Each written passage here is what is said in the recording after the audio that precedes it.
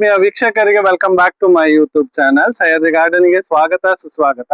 So ನರ್ಸರಿಯಿಂದ ಅಡೇನಿಯಮ್ಸ್ ಅನ್ನು ಕೊಂಡೋದ್ರೆ ಅದನ್ನು ಯಾವ ರೀತಿ ಮನೆಯಲ್ಲಿ ಮೇಂಟೈನ್ ಮಾಡಬೇಕು, ಅದಕ್ಕೆ ಯಾವ ರೀತಿಯ ಸಾಯಿಲ್ ಅನ್ನು ಯೂಸ್ ಮಾಡ್ಬೇಕು. ಯಾಕಂದ್ರೆ ತುಂಬಾ ಜನರು ಹೇಳ್ತಾರೆ ನರ್ಸರಿಯಿಂದ ಕೊಂಡೋಗುವಾಗ ಅಡೇನಿಯಂ ಯಾವತ್ತು ಫ್ರೆಶ್ ಆಗಿರ್ತದೆ, ತುಂಬಾ ಫ್ಲವರ್ಸ್ ಇರ್ತದೆ, ಮನೆಗೆ ಕೊಂಡೋದ ನಂತರ ಅದು ವೀಕ್ ಆಗ್ತದೆ ಅಂತ ಹೇಳಿ. ಸೊ ಅದನ್ನ ಯಾವ ರೀತಿ ನೀವು ಮನೆಯಲ್ಲಿ ಮೇಂಟೈನ್ ಮಾಡ್ಬೇಕು ಅಂತ ಹೇಳಿ ನಾನು ನಿಮ್ಗೆ ತೋರಿಸಿಕೊಡ್ತೇನೆ. ಯಾವ ಸಾಯಿಲ್ ಅಲ್ಲಿ ನೀವು ರಿಪೋರ್ಟ್ ಮಾಡ್ಬೇಕು ಅಂತ ಹೇಳಿ ನಿಮ್ಗೆ ಈಗ ನಾನು ಹೇಳಿಕೊಡ್ತೇನೆ. ಸೊ ವೀಕ್ಷಕರೇ, ನರ್ಸರಿಯಿಂದ ಕೊಂಡೋಗುವಾಗ ಅಡೇನಿಯಮ್ಸ್ ಈ ರೀತಿ ಇರ್ತದೆ. ಅದು ಫ್ಲವರ್ ಎಲ್ಲ ಆದ ನಂತರ ನಿಮ್ಗೆ ಈ ರೀತಿ ಹೆಲ್ದಿ ಆಗಿರ್ತದೆ. ಸೊ ಮನೆಗೆ ಕೊಂಡೋಗಿ ಸ್ವಲ್ಪ ದಿವಸದ ನಂತರ ನೀವೆಲ್ಲಿ ಅದು ರಿಪೋರ್ಟ್ ಮಾಡದಿದ್ರೆ ಈ ರೀತಿ ಆಗ್ತದೆ ಅದು ಅಡೇನಿಯಂ, ಅಥವಾ ಈ ರೀತಿ ಆಗ್ತದೆ. ಅದರ ಎಲ್ಲ ಎಲೆಗಳು ಹಳದಿಯಾಗಿ ಉದುರುವುದು ಮತ್ತೆ ಫ್ಲವರ್ ಬಾರದೆ ಇರುವುದು ಇರ್ತದೆ. ಸೊ ಈ ರೀತಿ ಇರುವಾಗ ನೀವು ಅಡೇನಿಯಂ ಅನ್ನು ಫಸ್ಟ್ ಈ ಪಾಟಿನಿಂದ ತೆಗೀರಿ. ನೋಡಿ, ಪಾಟಿಂದ ತೆಗೆಯುವಾಗ ಅವರು ಫುಲ್ ನಿಮ್ಗೆ ಕೋಕೋಪೀಟ್ ಅಲ್ಲಿ ಹಾಕಿರ್ತಾರೆ ಮತ್ತು ಇಷ್ಟು ನೀರು ಇರ್ತದೆ. ಇದರಲ್ಲಿ ನೀರು ಇರಬಾರ್ದು, ಯಾಕಂದ್ರೆ ಇದನ್ನು ಡೆಸರ್ಟ್ ರೋಸ್ ಅಂತ ಸಹ ಹೇಳ್ತಾರೆ. ಸೊ ಇದಕ್ಕೆ ಡೆಸರ್ಟ್ ರೋಸ್ ಅಂದ್ರೆ ಮರುಭೂಮಿಯಲ್ಲಿ ಬೆಳೆಯುವಂತ ಗುಲಾಬಿ ಅಂತೇಳಿ. ಸೊ ಇದು ನಿಮ್ಗೆ ನೀರು ತುಂಬಾ ಕಡಿಮೆ, ಇದರಲ್ಲಿ ಕೋಕೋಪೀಟ್ ಇರ್ತದೆ. ಸೊ ಇದನ್ನು ನಾವು ಸಂಪೂರ್ಣವಾಗಿ ರಿಮೂವ್ ಮಾಡಬೇಕು. ಸೊ ಇದನ್ನ ನಾನು ತೆಗಿತಾ ಇದ್ದೇನೆ ಈಗ.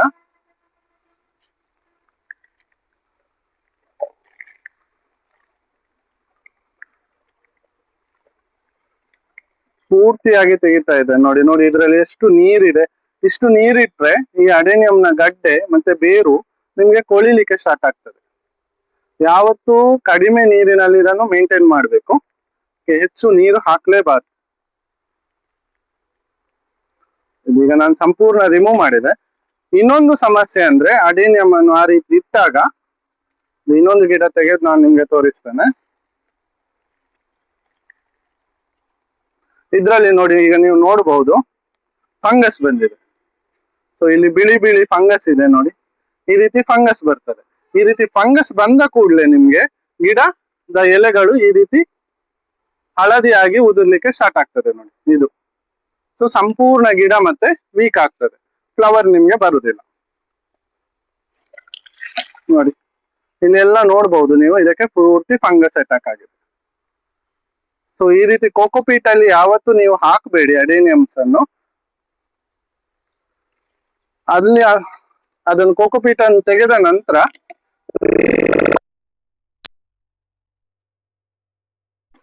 ಇದು ನಮ್ಮ ನರ್ಸರಿಯಲ್ಲಿ ಸಿಗ್ತದೆ ನಿಮ್ಗೆ.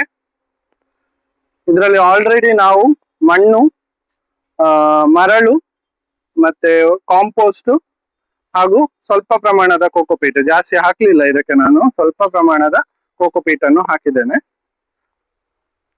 ಸೊ ಈ ರೀತಿಯ ಮಿಕ್ಸರ್ ಅನ್ನು ನೀವು ಮನೆಯಲ್ಲಿ ಸಹ ಮಾಡಬಹುದು, ಅಥವಾ ನಮ್ಮ ನರ್ಸರಿಗೆ ಬಂದು ಸಹ ನೀವು ತಗೊಳ್ಬಹುದು.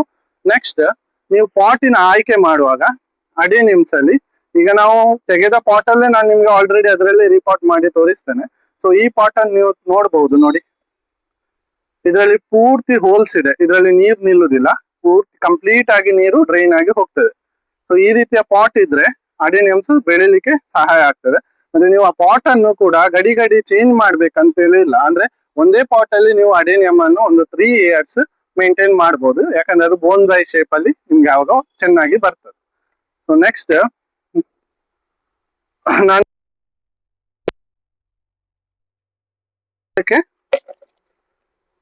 ಕೋಕೋ ಚಿಪ್ಸ್ ಅಥವಾ ಕೋಕೋ ಪೀಟ್ ಅನ್ನು ನೀವು ಹಾಕಬಹುದು. ಟೈಲ್ ಪೀಸ್ ಅನ್ನು ಸಹ ಹಾಕ್ಬಹುದು, ಕ್ಲೇ ಬಾಲ್ಸ್ ಇದ್ರೆ ಕ್ಲೇ ಬಾಲ್ಸ್ ಸಹ ಹಾಕ್ಬಹುದು, ಜಸ್ಟ್ ಡ್ರೈನಿಗೋಸ್ಕರ. ಈಗ ನಾನು ಈ ಮಿಕ್ಸರ್ ಸಾಯಿಲ್ ಅನ್ನು ಹಾಫ್ ಇದಕ್ಕೆ ಫಿಲ್ ಮಾಡಿ,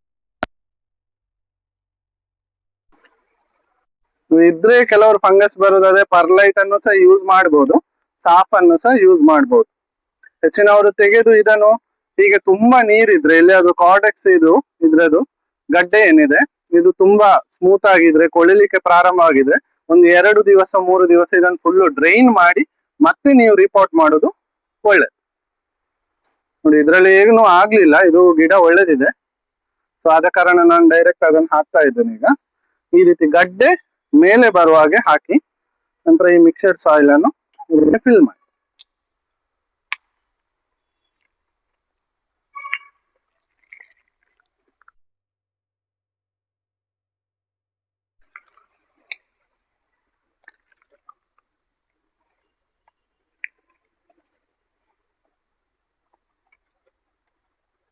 ಸೊ ಇದನ್ನು ಫಿಲ್ ಮಾಡಿ.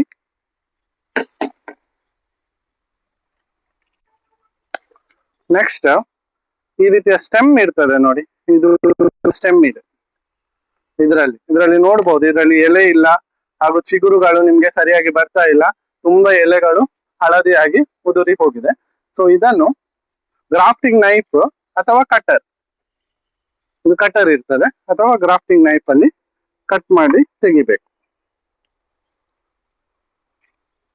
ಈ ರೀತಿ ಅದರ ಎಲೆಯನ್ನು ಮತ್ತೆ ತುದಿಯನ್ನು ಕಂಪ್ಲೀಟ್ ಆಗಿ ಕಟ್ ಮಾಡಿ ತೆಗೆಯಿರಿ.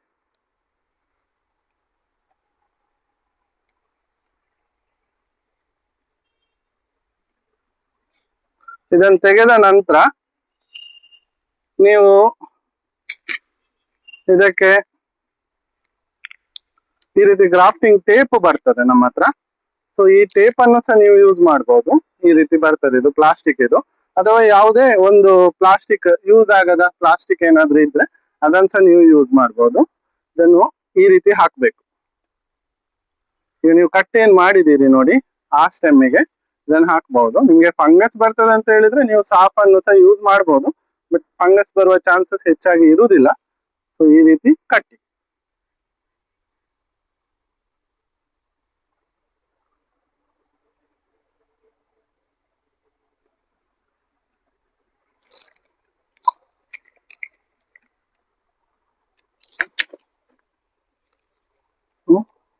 ಎಲ್ಲ ಸ್ಟೆಮ್ಮಿಗೆ ಸಹ ಇದನ್ನು ಕಟ್ಟಬೇಕು.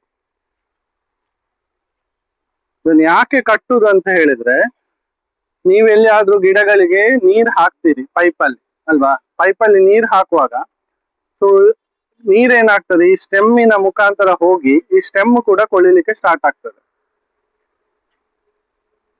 ಸೊ ಅದಕ್ಕೆ ನೀವು ಈ ರೀತಿಯಾಗಿ ಟೈಟ್ ಅಲ್ಲಿ ಹಾಕಿದ್ರೆ ನೀವು ಪೈಪಲ್ಲಿ ನೀರ್ ಹಾಕುವಾಗ ಈ ಸ್ಟೆಮ್ಮಿಗೆ ನೀರು ಟಚ್ ಆಗುದಿಲ್ಲ, ಮತ್ತೆ ಹೊಸ ಚಿಗುರು ಬರ್ಲಿಕ್ಕೆ ನಿಮ್ಗೆ ಸ್ಟಾರ್ಟ್ ಆಗ್ತದೆ. ನೋಡಿ ಇಲ್ಲಿ, ಈಗ ನಾನು ಇಲ್ಲಿ ಕಟ್ಟಿದ್ದೇನೆ 2 ಸ್ಟೆಮ್ಮಿಗೆ, ನೀವು ಇಲ್ಲಿ ನೋಡ್ಬಹುದು, ಇಲ್ಲಿ ಆಲ್ರೆಡಿ ಚಿಗುರು ಬಂದಿದೆ ನೋಡಿ, ಆಲ್ರೆಡಿ ಚಿಗುರು ಇದೆ. ಈ ಚಿಗುರು ನೆಕ್ಸ್ಟ್ ನಿಮ್ಗೆ ಬರ್ತದೆ, ಬಂದು ಅದರಲ್ಲಿ ಫ್ಲವರ್ ಆಗ್ಲಿಕ್ಕೆ ಸ್ಟಾರ್ಟ್ ಆಗ್ತದೆ. ಸೊ ಇಷ್ಟೇ ಮಾಡಿದ್ರೆ ಸಾಕಾಗುದಿಲ್ಲ. ನೀವು ಇದು ರೀಪಾಟ್ ಎಲ್ಲ ಆದ ನಂತರ, ನೀವು ಈಗ ಸ್ಟೆಮ್ಮಿಗೆ ಪ್ಲಾಸ್ಟಿಕ್ ಕವರ್ ಮಾಡಿದ ನಂತರ ನೀವು ಫ್ಲವರಿಂಗ್ ಬೂಸ್ಟರ್ ಅನ್ನು ಹಾಕ್ಬೇಕಾಗ್ತದೆ. ಸೊ ಇದು ಎರಮಿಲಾ ಅಂತ ಹೇಳಿ, ಇದು ಫ್ಲವರಿಂಗ್ ಬೂಸ್ಟರ್. ಸೊ ಇದು ನಮ್ಮ ನರ್ಸರಿಯಲ್ಲಿ ಸಹ ನಿಮ್ಗೆ ಸಿಗ್ತದೆ. ಸೊ ಇದು 15 ದಿವಸಕ್ಕೊಮ್ಮೆ ಇದಕ್ಕೆ ಹಾಕ್ತಾ ಇರ್ಬೇಕು ಈ ರೀತಿ ಮೇಲ್ಗಡೆಯನ್ನು.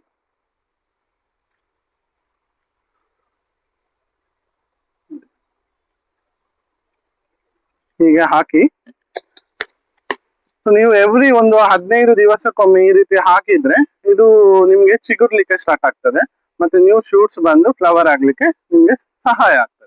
ಸೊ ಇದನ್ನ ಈಗ ನೀವು ರಿಪೋರ್ಟ್ ಮಾಡಿ ಕೆಲವರು ಎಂತ ಮಾಡ್ತಾರೆ ಅಂದ್ರೆ ಗಿಡ ಕೊಂಡೋಗಿ ನೆರಳಲ್ಲಿ ಇಡ್ತಾರೆ.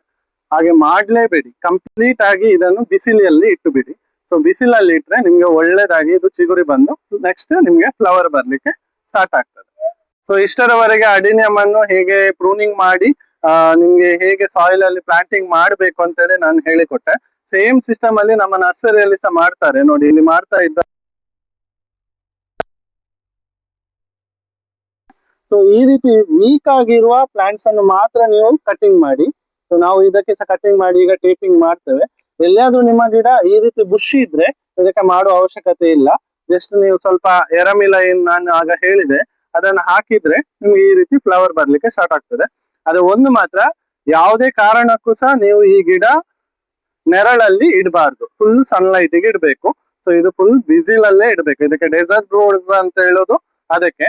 ಫುಲ್ ಸನ್ಲೈಟ್ ಅಲ್ಲಿ ಇದ್ರೆ ಮಾತ್ರ ನಿಮ್ಗೆ ಈ ಗಿಡ ಇಷ್ಟು ಚೆನ್ನಾಗಿ ಗ್ರೋತ್ ಬರ್ತದೆ. ಸೊ ಈ ಮಾಹಿತಿ ನಿಮ್ಗೆ ಇಷ್ಟ ಆಗಿದ್ರೆ ಸಹ್ಯಾದ್ರಿ ಗಾರ್ಡನ್ ಅನ್ನು ಲೈಕ್ ಮಾಡಿ, ಶೇರ್ ಮಾಡಿ ಹಾಗೂ ಸಪೋರ್ಟ್ ಮಾಡಿ. Till then, happy gardening.